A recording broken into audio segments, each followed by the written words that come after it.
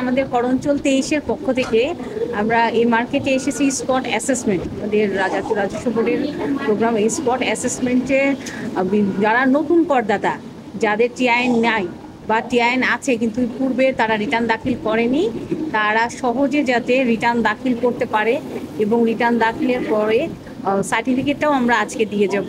আমাদের সারাদিন ব্যাপী প্রোগ্রাম আজকে এই মার্কেটে।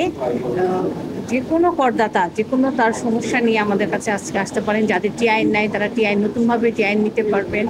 যাদের টিআইএন আছে কিন্তু রিটার্ন পূর্বে দিতে হয় নাই, তারা আজকে রিটার্ন দাখিল করতে পারবেন।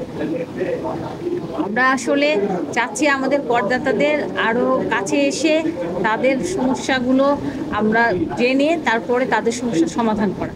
এজন্যই আমার অফিসের টিমটা আজকে এখানে চলে এসছে আমরা সমস্ত করদাতাদের সেবা প্রদান করার জন্য। এবং করদাতারাও এখানে অনেক ধরনের তাদের নিজেদেরও সুবিধা, সেটা হচ্ছে যে অফিসে যাওয়া লাগছে না, শুধু সেটাই না, তারা সহজে তাদের আয়কর রিটার্নটা দাখিল করে আয়কর সনদপত্র, রিটার্ন দাখিলের সনদপত্র গ্রহণ করতে পারে।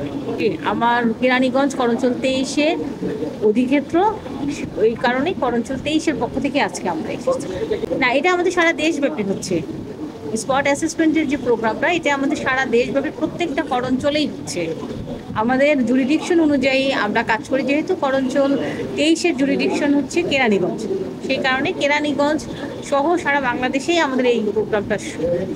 তো আমরা অবশ্যই ব্যবসায়ীদের কাছ থেকে পাই, অনীহা আমি বলবো না, হয়তো অজ্ঞতার কারণে অনেকে দিতে সাহস করে আসেন না, কিন্তু দেন না সেটা আমি কখনোই বলবো না, কারণ ওনারা কর দেন বলেই তো আমরা রাজস্ব আহরণ করছি এবং সেই রাজস্ব থেকে আমাদের দেশের সমস্ত ব্যয় নির্বাহ হয়। সবাই আমরা কর দিব এবং আর একটু আগ্রহী হওয়ার, যদি কারো কোনো সমস্যা থাকে আমরা চাচ্ছি সেই সমস্যাগুলো জেনে তাদের সমাধানগুলো দ্রুত যাতে আমরা দিতে পারি সব করদাতার মধ্যে। এটাই আমাদের যে আপনাদের যে কোনো সমস্যা আপনারা এসে আমাদেরকে বলেন এবং আমরা সেটার অনুযায়ী আপনাদেরকে সলিউশন যেটা দেওয়ার চেষ্টা করব।